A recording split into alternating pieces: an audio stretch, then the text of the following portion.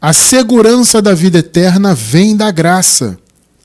O nosso versículo inicial se encontra na carta do apóstolo Paulo aos Romanos, capítulo 6, versículo 23, nova versão internacional.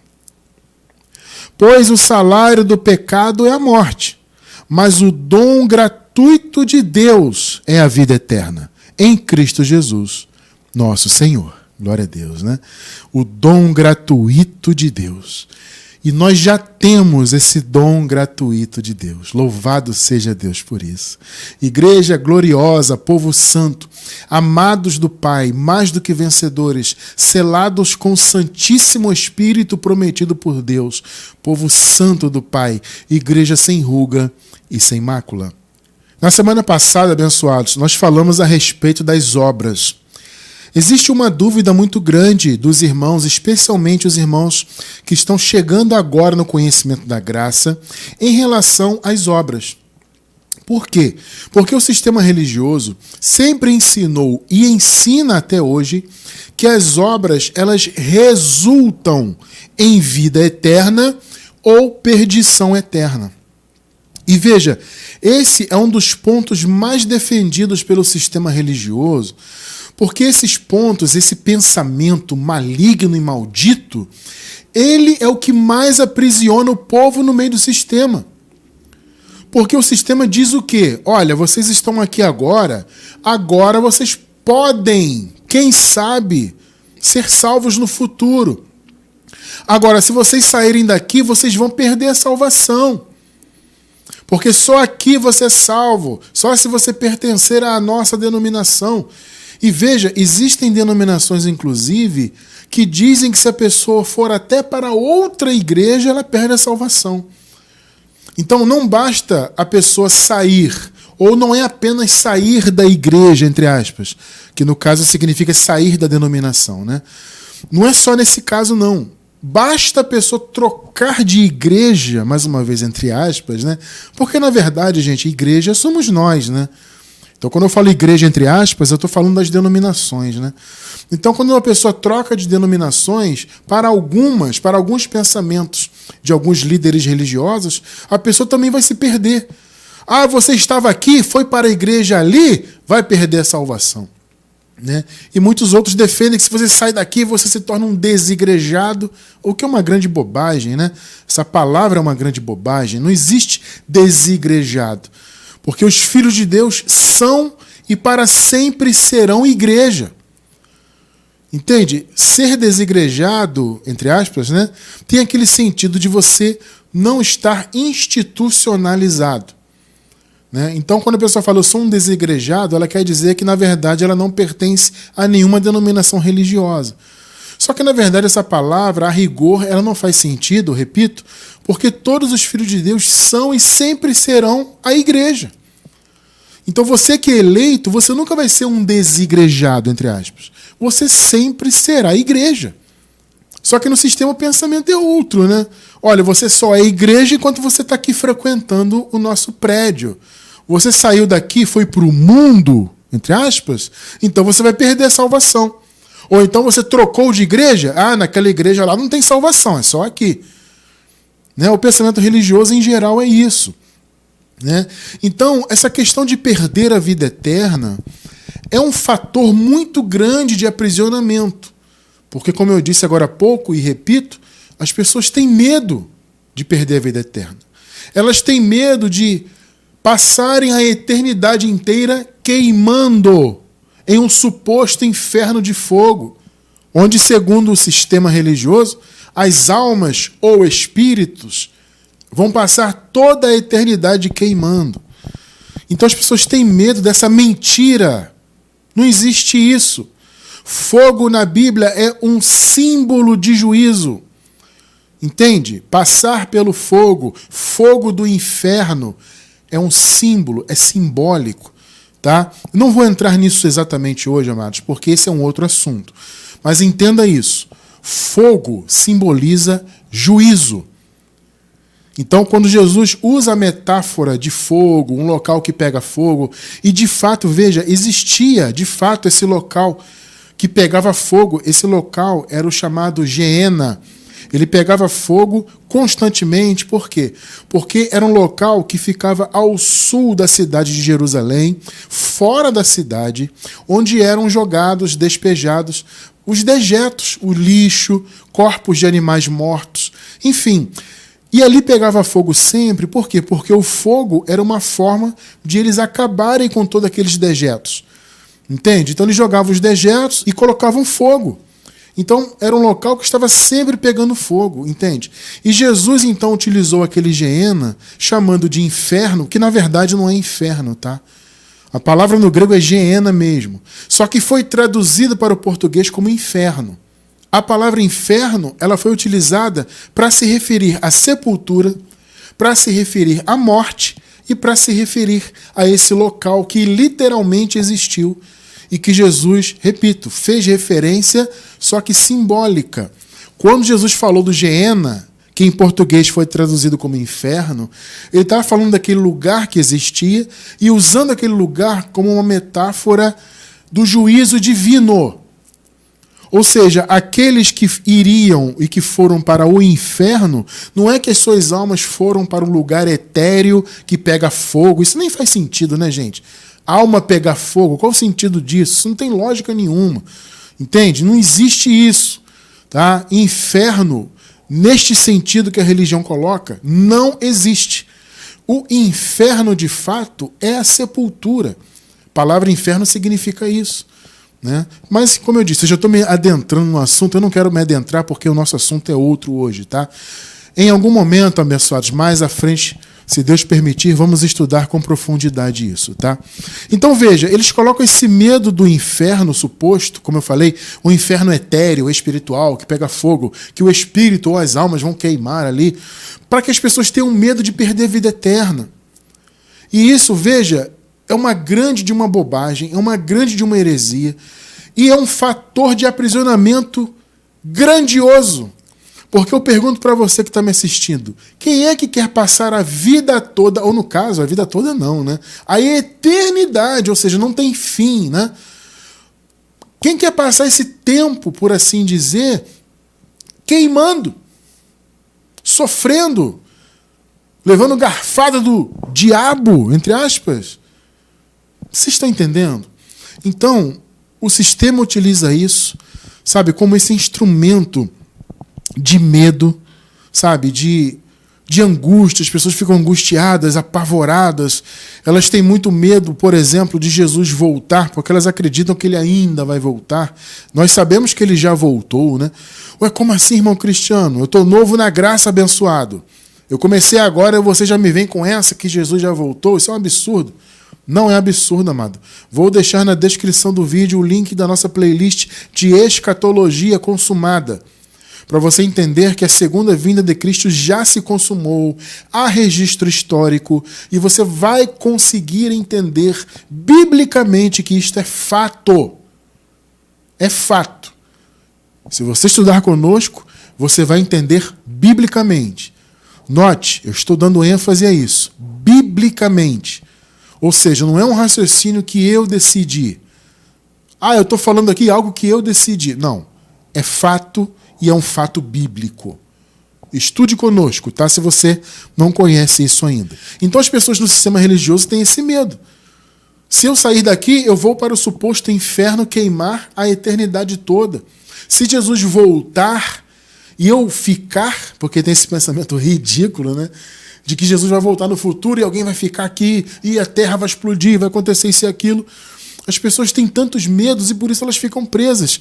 E muitas vezes, amados, as pessoas veem coisas erradas nessas chamadas igrejas.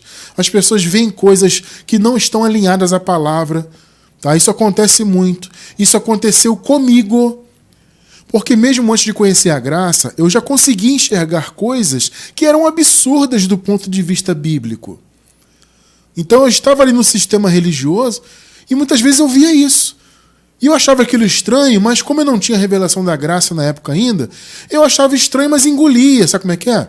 Eu estou aqui e tal, isso aqui é meio estranho. Sei lá, eu nunca vi isso na Bíblia, mas aquele homem ali é o líder, aquela mulher é a líder, então eu vou seguir o que ela está falando, o que ele está falando.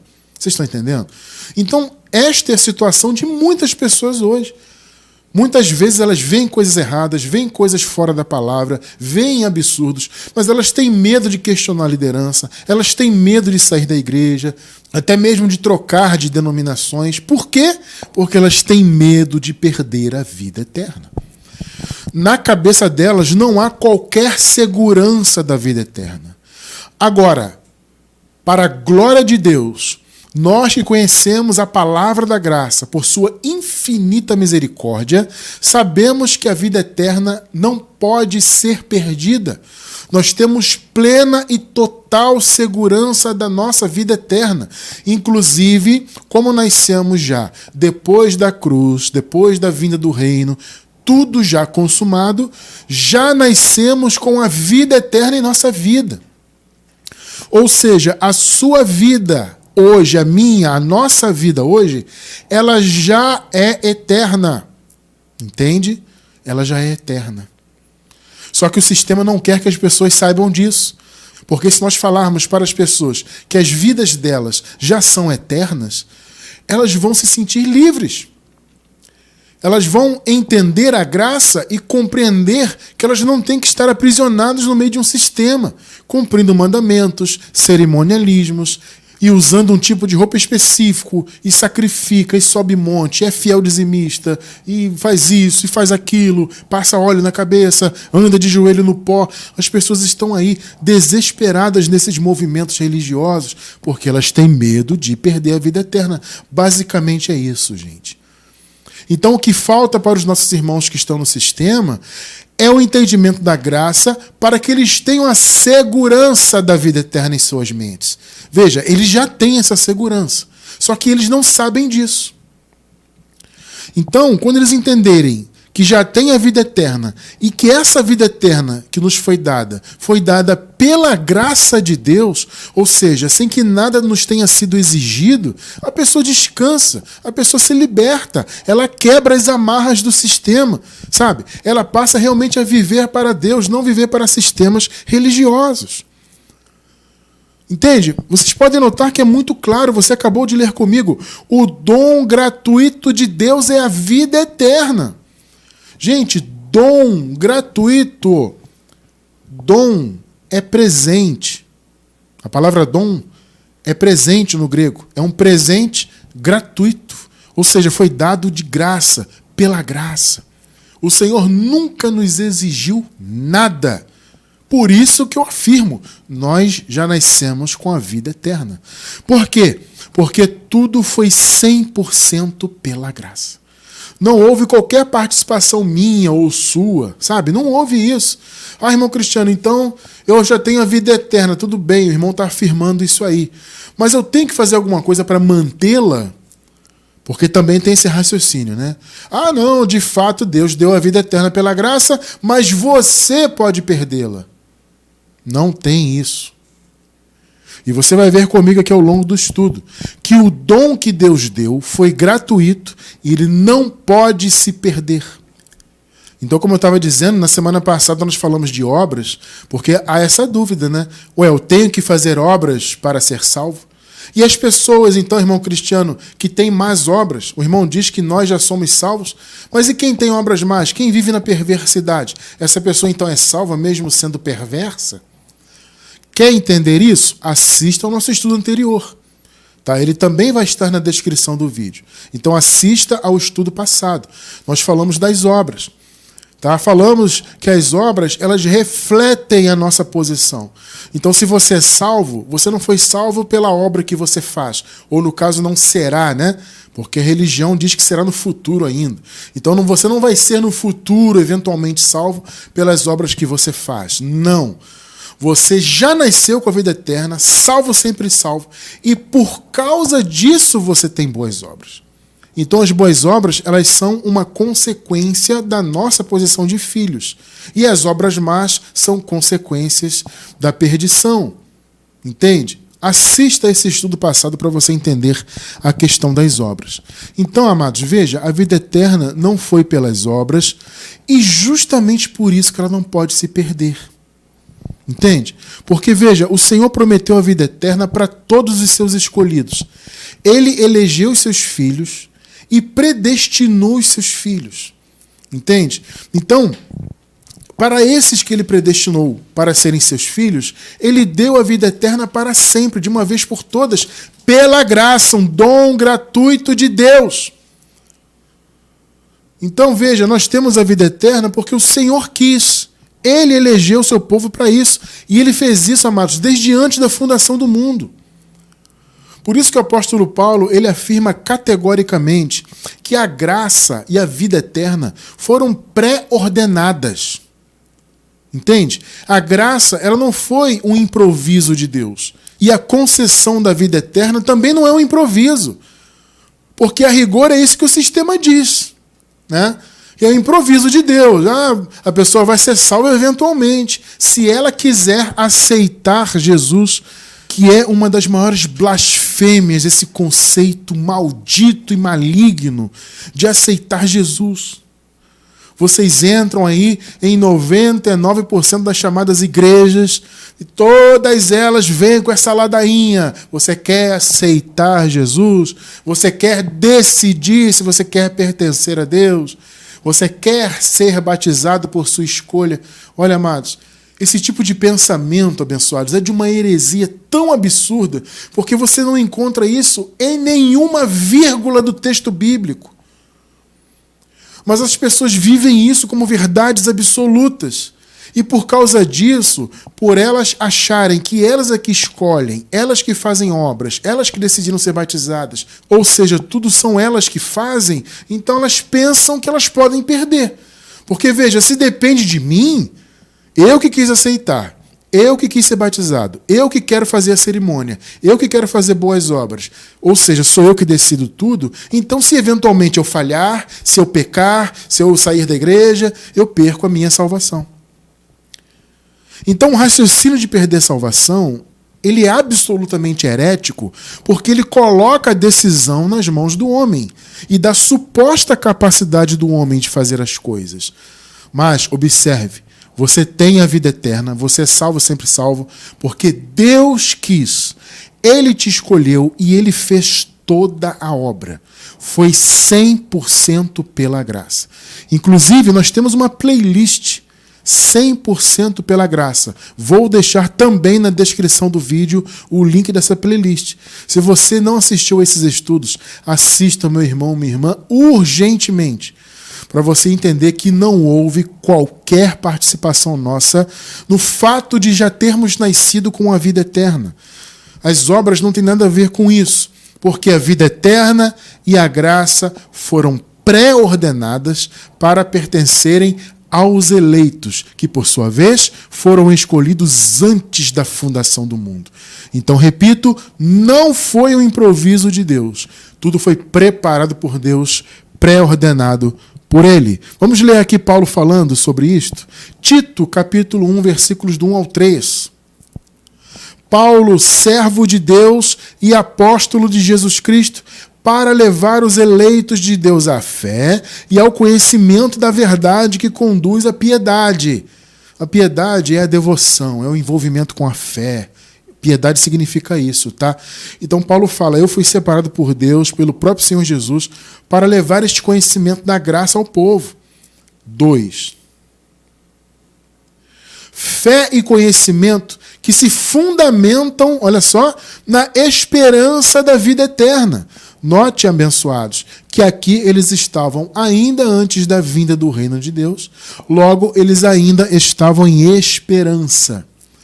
Veja, nós hoje não estamos em esperança. Irmão cristiano, a vida eterna é uma esperança para nós? Não. A vida eterna já é um fato. Repito, a nossa vida já é eterna. Então você não está em esperança, porque nós já nascemos no tempo da graça eterna. Já nascemos com toda a obra consumada, com o reino de Deus já vindo, já manifesto.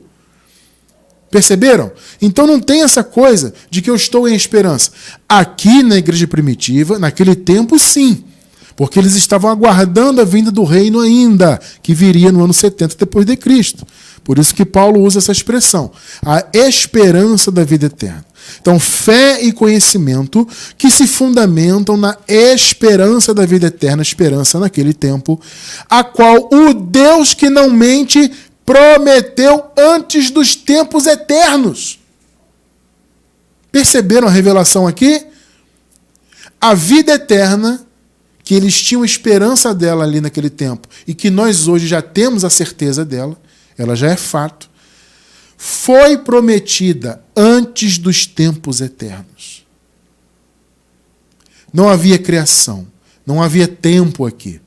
Até porque, como eu costumo dizer, o tempo é um conceito humano, é um conceito nosso aqui, né? Então não havia tempo, não havia criação, não havia nada. O Senhor já havia prometido a vida eterna aos seus. E isso só é revelado pela graça. O sistema mundano não fala disso aqui. O sistema mundano fala que a vida eterna é um improviso. Né? Deus está ali torcendo para a pessoa aceitá-lo. Né? Ah, tomara que aquela pessoa me aceite. Se ela me aceitar, eu vou dar a vida eterna para ela. Isso é um absurdo completo, né? Não tem isso. O Senhor preparou tudo, prometeu antes dos tempos eternos e já deu essa bênção para todos os seus. Essa revelação é só pela palavra da graça. 3. No devido tempo, ele trouxe à luz a sua palavra, por meio da pregação a mim confiada. Olha só.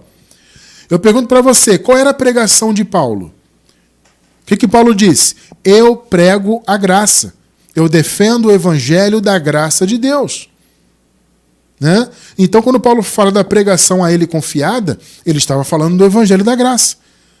Por meio da pregação a mim confiada, por ordem de Deus, nosso Salvador.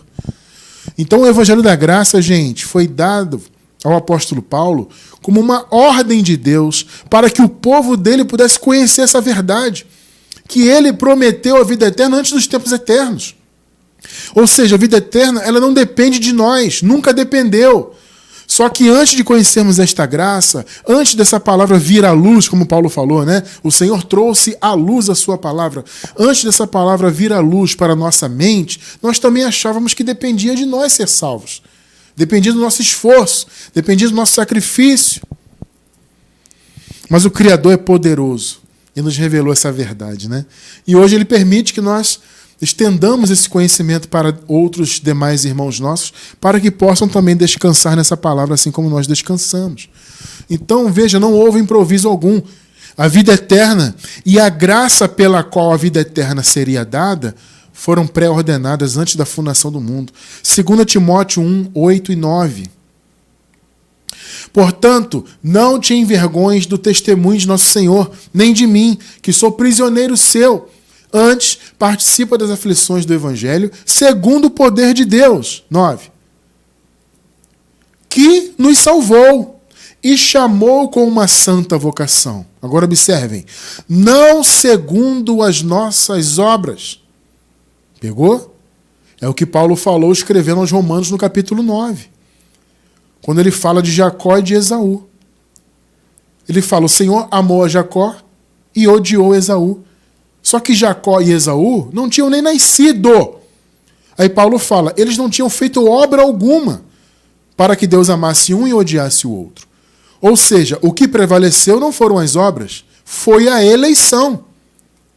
Então por isso que Paulo fala, não segundo as nossas obras, mas segundo o seu próprio propósito e graça. Então, se você é salvo, não foi pelas obras, foi pelo propósito de Deus, que, como vocês acabaram de ler comigo, foi estabelecido antes dos tempos eternos, e a graça que nos foi dada em Cristo Jesus antes dos tempos dos séculos. Pegou? A graça foi pré-ordenada. Ela foi dada antes dos tempos eternos, antes da criação. Ué, mas irmão Cristiano, a graça não foi estabelecida na cruz? Sim, gente, a cruz e a ressurreição de Jesus foram o selo da graça. Entende? Foi o que inaugurou o caminho da graça nessa vida aqui. Então a igreja primitiva viveu aquela transição e os primeiros passos do tempo da graça. Só que ela foi pré-ordenada. Na verdade, ela foi dada antes de haver criação. Vocês entendem? Não foi um improviso de Deus, porque não depende de obras, não depende do homem. Ninguém é filho de Deus porque quer, porque decidiu. Entende? Não há mérito nisso, gente. Me refiro a mérito humano, obviamente. Não há mérito nisso aí. Ah, irmão Cristiano, eu decidi ser filho de Deus? Será que foi você que decidiu? Não, não foi. Mas, irmão Cristiano, está escrito que aqueles que o receberam, deu-lhes o poder de serem feitos filhos de Deus. Pois é. Só que veja, receber o Senhor não é a escolha da pessoa. Entende? Receber o Senhor é um dom que o Senhor dá. E outra coisa, receber é diferente de aceitar Jesus. Não tem isso. Todos que o receberam e com isso receberam o dom de ser filhos, receberam esse dom de Deus anteriormente. Entende? Se a pessoa recebeu Jesus, recebeu a palavra, é porque antes de receber, ela já era filha de Deus. É isso que o sistema oculta das pessoas. Porque eles dizem que você tem que aceitar Jesus para você, aí sim, se tornar filho. No caso, então, você se tornaria filho através da sua escolha, através do seu critério. Isso é um grandioso absurdo, isso é pisar na soberania de Deus. Ele escolheu os seus. Quem o recebe porque antes de receber já era filho, filha de Deus. Efésios 1, 4 e 5. É um clássico, né? Mas sempre que falamos de eleição, temos que ler essa passagem aqui. Porque Deus nos escolheu nele. Então ele nos elegeu nele, ou seja, critério dele, antes da criação do mundo. Então foi o seu propósito, foi o seu critério, antes de o mundo ser criado, antes dos tempos eternos, para sermos santos e irrepreensíveis em sua presença. 5. Em amor nos predestinou. Ou seja, a predestinação é uma consequência da eleição. A eleição foi a escolha, o Senhor escolheu os seus. E a esses que ele escolheu, então, ele deu um destino prévio. Ou seja, esses que eu escolhi serão meus filhos. Então a predestinação vem da eleição. E você acabou de ler comigo que isso foi feito antes da fundação do mundo. Em amor nos predestinou para sermos adotados como filhos por meio de Jesus Cristo, conforme o bom propósito da sua vontade. Não tem vontade do homem. Deus amou Jacó e odiou Esaú. Aí Paulo diz, eles não tinham sequer obras, e Deus amou a um e odiou o outro. Então não foram as obras, foi a eleição. Então ninguém é filho porque aceitou Jesus e porque faz obras religiosas. Não. Então, quando o sistema religioso coloca na mão do homem essas escolhas, eu que decido ser filho, eu que aceito Jesus, eu que quero ser batizado, eu que faço e aconteço, de fato o sistema coloca na mão do homem a segurança ou insegurança, né, da vida eterna. Porque se depende do homem, então realmente é inseguro. Agora eu pergunto para você, meu irmão, para você, minha irmã, se a vida eterna, a manutenção dela, dependesse de nós, algum de nós seria de fato salvo? Responda honestamente. Se você dependesse do seu esforço, da sua santidade religiosa, do seu paga-preço, e de você participar de cerimônia, e de você não cometer nenhum pecado, entre aspas, isso e aquilo, você conseguiria?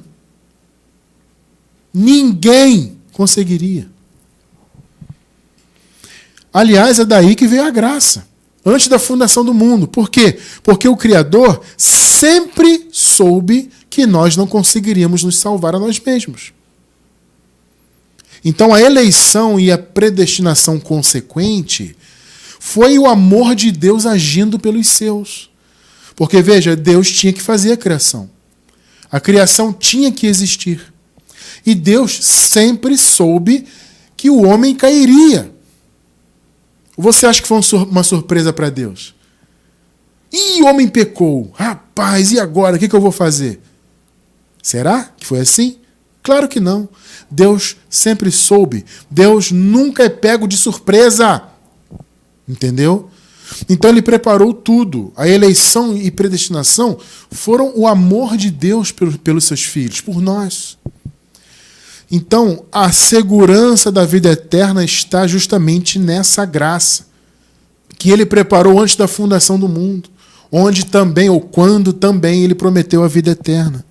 Então, meus irmãos, se a vida eterna dependesse de nossos esforços, seja para ganhá-la ou para mantê-la, de fato, nós perderíamos, ou nem sequer a teríamos. Entende? Se nós dependêssemos de fazer boas obras, de termos desempenho religioso, nenhum de nós alcançaria.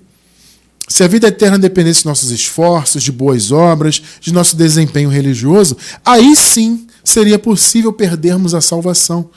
E nós sequer a teríamos, na verdade, né? Só que a vida eterna é um dom gratuito. Lembram-se do primeiro versículo de hoje? Dom é presente. Um presente dado por Deus de forma definitiva e gratuita. E o que Deus dá, Ele não tira. Perceberam? O presente, o dom que Ele dá, não pode e nunca será revogado. Mas, irmão cristiano, se eu fizer uma obra má, eu sei que o irmão ensinou semana passada que as obras más pertencem aos filhos da perdição, mas que eventualmente um eleito de Deus pode praticar uma obra má. E se eu praticar, eu não vou perder a vida eterna? Não! Você vai colher consequências. Se você faz o mal vai voltar para você. Entende? É aquela questão do plantio e da colheita. É aquela lei, né? É até uma lei de Deus.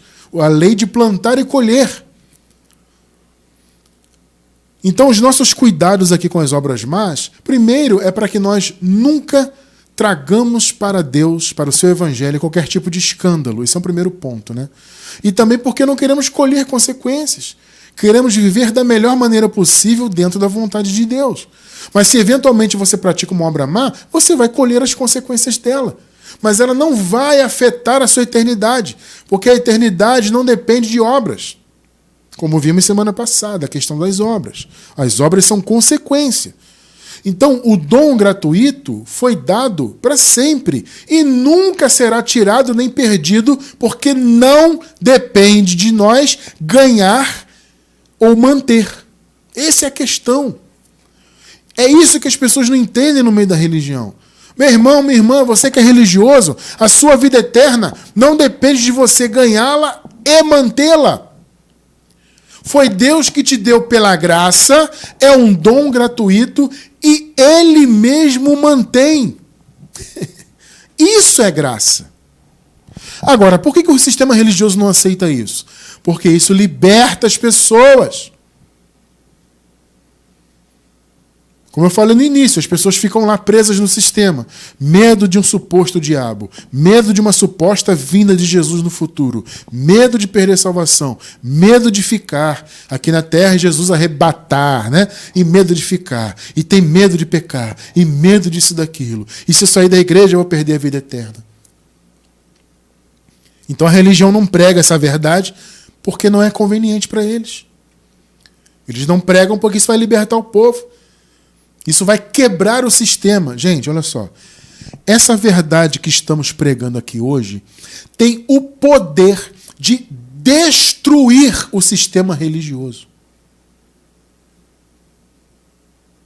Essa palavra aqui é poderosíssima.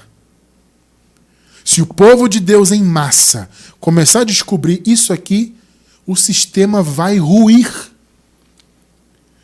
Porque quando as pessoas descobrem isso aqui, que a vida eterna elas já têm, e que a vida eterna se mantém pelo próprio Deus, que foi dada pela graça de Deus, foi pré-ordenada, prometida antes da criação de todas as coisas, e que as pessoas então, os filhos de Deus, foram eleitos e eleitas para isso. Quando a pessoa entende isso, ela se liberta. Então essa palavra é a destruição do sistema. Essa palavra fecha as portas do sistema. Por isso que eles têm absoluto pavor da pregação da graça. Por isso que os líderes religiosos não aceitam.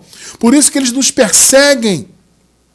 Por isso que eles me chamam a mim, por exemplo, de falso profeta, de diabo. Esse Cristiano França é um picareta, fica pregando esse negócio de graça. Ele quer que vocês saiam das igrejas para vocês perderem a salvação, para vocês viverem no pecado. Os líderes do sistema ficam assim aí. Me atacam à torta e à direita. Por quê? Porque no fundo eles sabem que isso aqui é libertador. Ninguém tem a vida eterna por obras. Você faz boas obras porque já tem a vida eterna. E a vida eterna foi pré-ordenada por Deus antes da fundação do mundo. E é um dom gratuito. Agora veja o que Paulo fala aqui, ó, Romanos 11, 29. Pois os dons, o que eu falei para vocês? A vida eterna, aliás, não foi eu que falei, né? Nós lemos na Bíblia. O que a Bíblia falou? A vida eterna é um dom gratuito de Deus. Agora, olha o que Paulo fala. Pois os dons e o chamado de Deus são irrevogáveis. Pegou? Irrevogáveis. Não cai por terra, não se perde, não acaba. Isso é balela religiosa. Só diz que acaba, que se perde, não sei o quê. Quem tem medo de fechar as portas da sua igreja?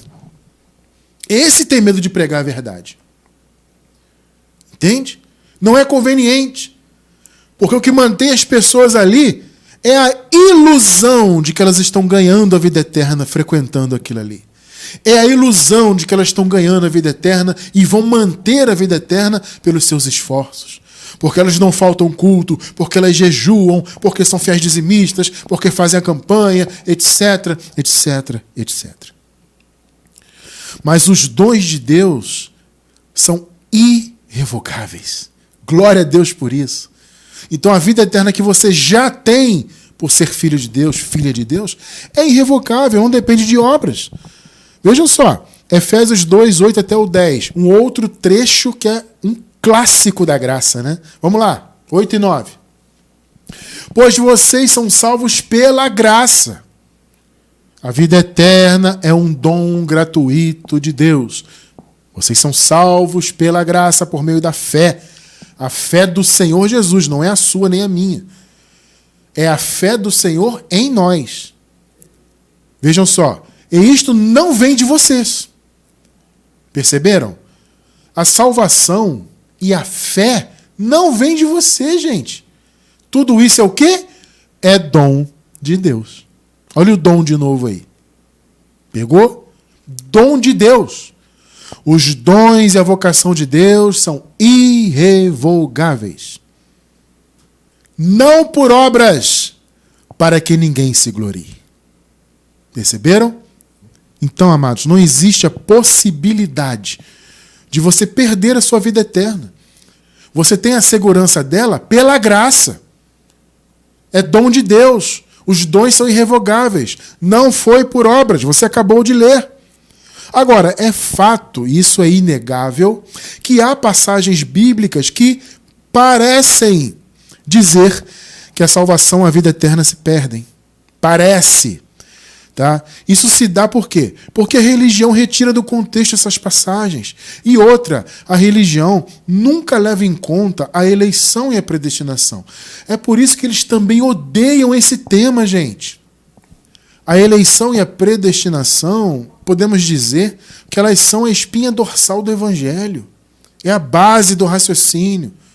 Você só vai entender a palavra da graça se você compreender essa verdade. Agora, quando você tira do contexto certas passagens e, principalmente, não leva em conta a eleição e a predestinação, aí você consegue encaixar qualquer raciocínio. Entende? Porque assim, a Bíblia, você lê qualquer versículo ali, se você ignorar o contexto e todo o raciocínio ali que está ao redor daquele versículo, por exemplo, você pode encaixar qualquer raciocínio ali, porque você está ignorando o contexto. Entende? Então, o sistema religioso retira do contexto certas passagens e ignoram a eleição e a predestinação para dizerem que a salvação se perde. Eu quero mostrar para vocês 3 exemplos disso. João 15, Vamos ler os versículos 1 e 2 e o 6. Eu sou a videira verdadeira e meu pai é o agricultor. Todo ramo que, estando em mim, não dá fruto, ele corta. Observe isso, ele corta. Guarda essa informação. E todo que dá fruto, ele poda, para que dê mais fruto ainda. Observe o contexto histórico aqui. Jesus aqui era um homem judeu e ele veio para os judeus, como ele mesmo disse, né? Eu vim para a casa perdida de Israel. Então, quando ele fala daqueles que estavam nele, ele está falando de quem? Dos judeus. Porque os judeus seriam o povo da verdadeira videira. Ou da oliveira. Na Bíblia tem essas duas plantas, né? Aparece a videira como símbolo e também a oliveira, né? Então, Jesus é o centro. Ele é tanto a videira quanto a oliveira. Depende do contexto do texto bíblico, né? Então, Jesus aqui, no caso, nesse contexto, ele se coloca como videira. Então veja, todos os judeus estavam no Senhor em que sentido? No sentido de que eles eram, assim como ele, judeus segundo a carne. Entendam isso. Então todos ali, os judeus, segundo a carne, pertenciam à videira. Olha o detalhe, segundo a carne. É bom deixar isso claro. Tá? Só que, na verdade, os filhos de Deus são filhos segundo o Espírito, né? Mas Jesus aqui está falando de quê? De que ele era a videira e que havia ramos. Carnalmente, os judeus eram ramos. Só que ele falou o quê? Se não der fruto, o Pai corta. Aí você se lembra do que o apóstolo Paulo disse, por exemplo, escrevendo aos Romanos no capítulo 11, onde ele diz que os judeus incrédulos foram cortados da oliveira, né? Aí naquele contexto o apóstolo Paulo já utiliza a oliveira como símbolo. Aqui Jesus fala de videira, né? Tá? Então Jesus é o centro, ele é a videira, ele é a oliveira. E no caso haviam ramos. Os ramos aqui nesse contexto eram os judeus. Só que ele fala, aqueles que não dão frutos, no caso dar fruto aqui, seria crer nele. Porque Paulo falou que os que foram cortados foram os incrédulos. Entende? Então quando você costura uma passagem bíblica com a outra, você entende. Então dar fruto é o quê? É crer no Senhor. É crer que Jesus era o Messias. A maioria dos judeus não creram, então foram cortados. Perceberam? Agora, aquele que dá fruto, no caso aqui, seria aquele que crê. Aquele que acreditou na palavra de Jesus naquela época. Aí o Senhor poda, para que dê mais fruto ainda. 6. Se alguém não permanecer em mim, ou seja, se for cortado, porque é Deus que corta, você viu no versículo 2? Ele corta. Percebeu, né? Se alguém não permanecer em mim, porque foi cortado, ou seja, porque não deu fruto, em outras palavras, porque não cria nele, será como o ramo que é jogado fora e seca. Tais ramos são apanhados, lançados ao fogo e queimados. Aí que vem esse raciocínio de inferno, você vai ser lançado no inferno. Perceberam? Aí que vem o raciocínio de perder a salvação. Por quê? Porque eles ignoram o contexto da palavra que nos revela que fomos eleitos e predestinados. Então, Jesus não está falando de perder salvação. Primeiro, ser lançado no fogo é um símbolo de juízo.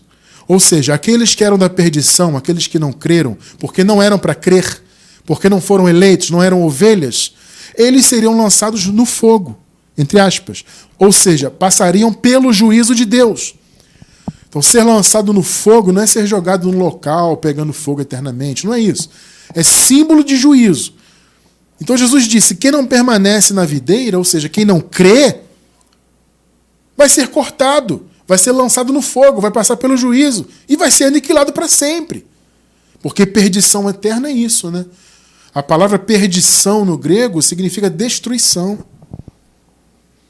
Então, veja, Jesus não está falando de perder salvação. Ser cortado não é perder salvação.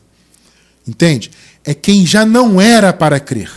Você tem que se lembrar, por isso que é bom levar em conta todos os contextos. Você tem que se lembrar que Jesus disse o quê? Vós não credes, porque não sois das minhas ovelhas. Lembrou-se disso? Então o crer, ou seja, o permanecer, o dar fruto, não dependia da pessoa. Os judeus viam Jesus ali fazendo vários milagres, várias coisas extraordinárias, né? No entanto, eles não criam. Aí Jesus falou, vocês não creem? Não é porque vocês estão usando livre-arbítrio suposto. É porque vocês não são boa semente. Vocês não são minhas ovelhas. Por isso vocês não creem. Vocês não têm a capacidade para isso. Não foram eleitos para isso. Por isso vocês serão cortados. Entende? O corte da videira ou da oliveira depende da eleição. Entende? Aqueles que foram incrédulos foram porque não foram eleitos, ponto. É soberania de Deus. Não tem perder salvação nisso aí. Segundo exemplo, Hebreus 6, do 4 ao 8. Ora, para aqueles que uma vez foram iluminados, provaram o dom celestial, tornaram-se participantes do Espírito Santo, experimentaram a bondade da palavra de Deus e os poderes da era que há de vir, 6. E caíram. É impossível que sejam reconduzidos ao arrependimento, pois para si mesmos estão crucificando de novo o Filho de Deus, sujeitando à desonra. Olha só, 7. Pois a terra que absorve a chuva... O que é chuva? Chuva é água. O que é água na Bíblia? A água simboliza o quê? A palavra. Vamos raciocinar, gente. A terra que absorve a chuva, a terra aqui é o coração. Então, o coração que absorve a palavra, que cai frequentemente, e dá colheita proveitosa, dá frutos, crê, etc., aqueles que a cultivam recebem a bênção da parte de Deus. Então, aqui no versículo 7, o texto está se referindo à terra boa, corações bons, corações de eleitos. Percebeu? A terra boa, ela absorve a chuva e ela dá fruto. Pegou? 8. Mas a terra que produz espinhos e ervas daninhas é inútil. Gente, quantas terras vocês enxergam aqui? 2 terras, 2 sementes. Perceberam? Vaso de honra e de desonra. Filho de Deus, filho da perdição. Perceberam? É só você notar isso aí. São 2 terras. Então há a terra boa e a terra ruim. São 2 corações distintos. 2 sementes. 2 tipos de vaso, de honra e de desonra. Eleitos e não eleitos. Celestiais e terrenos. Perceberam, né? Mas a terra que produz espinhos e ervas daninhas é inútil e logo será amaldiçoada. Seu fim é ser queimada. Vocês podem notar, amados, que sempre há essa figura do fogo, ser queimado. Mas não é inferno de fogo que queima para sempre e as pessoas vão ficar com as suas almas queimando. Não tem isso. Ser queimado, ser lançado no fogo é um símbolo do juízo. Porque o juízo divino traria sim a destruição eterna para a má semente. Eles passariam pelo fogo. Já os filhos de Deus não. Os eleitos não passariam pelo fogo. Os eleitos receberiam aquela palavra de Jesus. Vinde benditos de meu Pai para o reino que está preparado para vocês. Agora, a perdição não passaria pelo fogo. Perceberam? Então aqui não está falando de perder salvação. Ah, mas irmão Cristiano, aqui está dizendo o seguinte, aqueles que foram iluminados, aqueles que provaram o dom celestial, isso não é perder salvação? Porque se eles foram iluminados, se eles provaram do Espírito Santo, foram participantes, como acabamos de ler, do Espírito Santo, eles não eram, então, pessoas salvas que se perderam? Não, não eram. Veja, nessa questão das 2 terras é o seguinte, a terra boa, quando recebe a semente, ela dá fruto. Só que a terra ruim, ela não dá fruto. Só que, eventualmente, uma terra ruim, ela pode fazer a semente germinar. Mas ela não deixa de ser uma terra ruim. O que significa isso? Há pessoas que você até vê, de repente, ali numa igreja, ou conhecendo a graça e tudo mais, só que aquela pessoa ela é do mal no seu interior. Mas por alguma conveniência, eu não saberia explicar por que agora, a pessoa está ali. E ela ouve a palavra, ela está ali junto, ela canta, você olha para ela, pensa que ela é uma eleita, uma filha de Deus e tal, mas não é. Então, por algum motivo que eu não saberia explicar agora, ela gostou da palavra, etc. Ou seja, O seu coração começou a germinar aquela semente, mas a semente não vai para frente. E a semente é a palavra. Por que a semente não vai para frente? Porque o coração, a terra, não é boa. Então, quando o texto diz aqui em Hebreus, no capítulo 6, versículo 4, aqueles que foram iluminados, né? Aqueles que provaram, que foram participantes do Espírito Santo, são pessoas que, no final das contas, não eram terra boa. Então, no primeiro momento, elas estavam ali. De repente, ali, você vê a pessoa, acha que ela é eleita, acha que é uma filha de Deus, parece que ela tem boas obras, etc. Mas essa pessoa, ela cai, ela recua. Ela não permanece. Porque quem não é filho de Deus, amado, não permanece na verdade. Ele recua, e recua rápido. Perceberam? Esse é o ponto. Olha só Jesus falando disso aqui. Mateus 13, 5 e 6. Parte dela caiu em terreno pedregoso. Esse ela aqui é a semente, tá? E a semente aqui é a palavra. Jesus disse, eis que o semeador saiu a semear. E ele explica que a semente é a palavra. E ele fala, então parte da semente, que é a palavra, caiu em terreno pedregoso. Agora observe o detalhe. Onde não havia muita terra. Ou seja, a terra não era boa. E logo brotou. Opa! Então quer dizer que a palavra, ela chegou a brotar. Percebeu, gente? Há pessoas que são assim. Você olha para ela, parece que o coração dela é terra boa. A semente chega a brotar, mas não vai para frente. Não permanece. Porque, na verdade, o coração dessa pessoa é terra ruim. Então veja, a semente que a palavra brotou, porque a terra não era profunda. Então chega a brotar? Chega. Mas a terra não é profunda. Mas quando saiu o sol, as plantas se queimaram e secaram, porque não tinham raiz.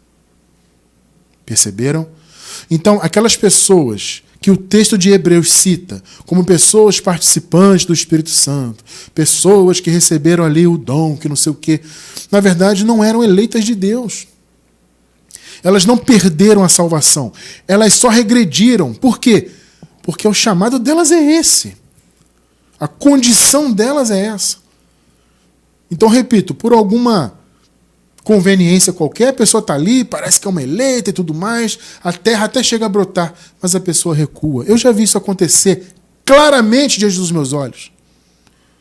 Pessoas que eu convivi, que eu achava que eram eleitas de Deus, que apareciam ter boas obras, né? De repente a pessoa se tornou uma pessoa maldita. Uma pessoa começou a negar Deus, se tornou ateu, ateia. Eu vi isso acontecer, gente. A pessoa, de uma aparente filha de Deus, começou a debochar da Bíblia, da palavra. Por quê? Porque o coração não é terra boa, não é terra profunda. Então, chegou a germinar, como Jesus falou aqui? Chegou. Mas como a terra não era profunda, não foi para frente. Por isso que também Jesus disse isso, Mateus 7, 21. Nem todo aquele que me diz, Senhor, Senhor, entrará no reino dos céus, mas apenas aquele que faz a vontade de meu Pai que está nos céus. Por quê? Porque quem faz a vontade é eleito de Deus. Porque o eleito de Deus tem um chamado às boas obras. A vontade de Deus é essa, gente, fazermos boas obras. Não é sermos religiosos. Então o verdadeiro filho, ele faz as boas obras. Não é que fica, Senhor, Senhor, eu te adoro, tudo da boca para fora. Vocês estão entendendo?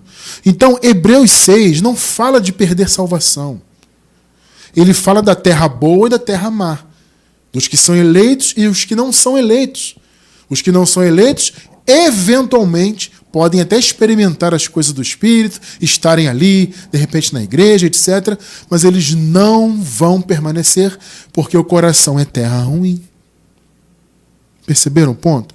Então é importante você entender, amados, esses contextos, esses textos, né, dentro de seus respectivos contextos. É importante você entender que a salvação não se perde, a vida eterna nunca nos será tirada e nunca será perdida, porque ela não depende de nós. Não dependeu de nós de ganhá-la e não depende de nós de mantê-la. O Senhor deu como um dom e um dom gratuito dele. Então vocês não devem cair nessas conversas, principalmente quem é novo na graça, tá? É claro que aqueles que são mais antigos na graça já são amadurecidos, nunca vão regredir, nunca vão cair nessas lorotas do sistema. Mas se você é novo na graça, cuidado com isso, amado, atente-se para isso, porque eles usam certos versículos e passagens bíblicas fora de contexto para colocar na sua mente que você tem que lutar pela vida eterna, pagar o preço, não pode sair da igreja, tem que ter cuidado com isso, com aquilo, com o inferno. Tudo isso é bobagem religiosa. A vida eterna foi dada e foi dada para todo sempre. Por causa disso, eu vou encerrar com essa passagem maravilhosa. João 10, versículos 27 e 28. As minhas ovelhas ouvem a minha voz. Eu as conheço e elas me seguem. Eu lhes dou a vida eterna. Está vendo? É para as ovelhas. Aqui nesse contexto, no versículo 26, foi onde Jesus falou: vós não credes porque não sois das minhas ovelhas. A vida eterna é para as minhas ovelhas. É para a terra boa. Perceberam? Não é para quem regride na fé. Não é para quem parece que é eleito e no final das contas não é. Não é para quem só diz Senhor, Senhor da boca para fora, como acabamos de ler. Não.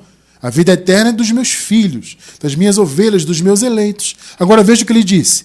Eu lhes dou a vida eterna e elas jamais perecerão. Jamais perecerão. Ninguém as poderá arrancar da minha mão. A promessa foi dada.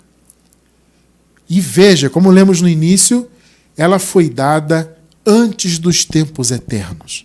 O Senhor prometeu. E aqui ele reforçou a promessa, né? Eu dou a vida eterna para os meus. Eles jamais perecerão, jamais vão se perder, porque a vida eterna não depende deles. Não dependeu deles ganhá-la, não depende deles mantê-la. Fui eu que dei pela graça e eu que os mantenho vivos e os manterei vivos para todo sempre. Creiam nessa promessa do Senhor. Ele jamais retirará a vida eterna e você jamais conseguirá perdê-la, porque manter a vida eterna depende unicamente da graça de Deus.